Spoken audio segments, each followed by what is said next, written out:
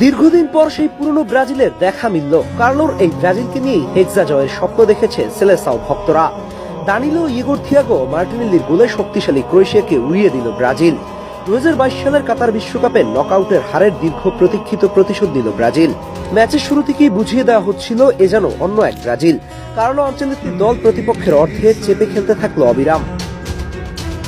গত ম্যাচে ফ্রান্সের কাছে হার, তার উপর দল নির্বাচন আর ট্যাকটিক্স নিয়ে সমালোচনার জন্য আনচেলত্তির সামনে ছিল চাপ। কিন্তু ঠিক তখনই মনে করিয়ে দিলেন কেন তিনি আধুনিক ফুটবলের অন্যতম সেরা ম্যানেজার। আজকের ম্যাচে অনবদ্য ছিলেন ভিনি। মাদ্রিদের সেই ভিনির দেখা মিলল হলুদ জার্সিতেও। বিশ্বকাপের আগে এমন একটা কামব্যাকের আশাই করেছিল সেলেসাও ভক্তরা। আজ 67তম মিনিট খেলে একটি চোখ ধাঁধানো অ্যাসিস্ট করে ফুটবল রেটিং 8 নিয়ে মাঠ ছাড়েন তিনি। ব্রাজিলের ফুটবলে যেখানে প্রায় ব্যক্তিগত প্রতিভায় ম্যাচ জেতা হয়, সেখানে আজ দেখা গেল সুসংহত এক দল।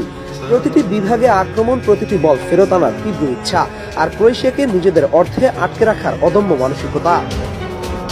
প্রথমার্ধের অতিরিক্ত টাইমে এসে সেই আক্রমণের ফল পেল ভিনিসিয়াস জুনিয়র। রিয়ালে যিনি আনচেলত্তির সবচেয়ে খারাপ সময় বারবার দায়িত্ব নিয়ে সামনে আসতো, আজও তিনি ছিলেন আনচেলত্তির কর্ণধার।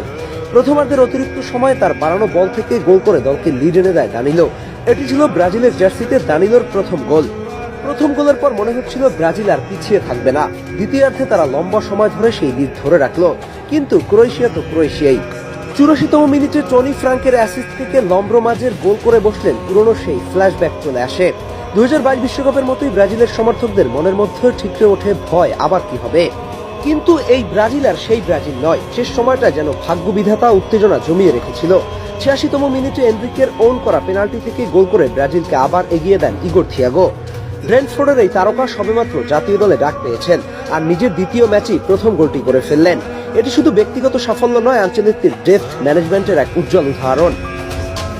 পর অতিরিক্ত সময় এনরিক আবারও বাধ্য হয়ে যেন জ্বলে উঠলেন। এইবার তার অ্যাসিস্টে মার্টিনেল্লি গোল করে ব্রাজিলের জয় নিশ্চিত করেন।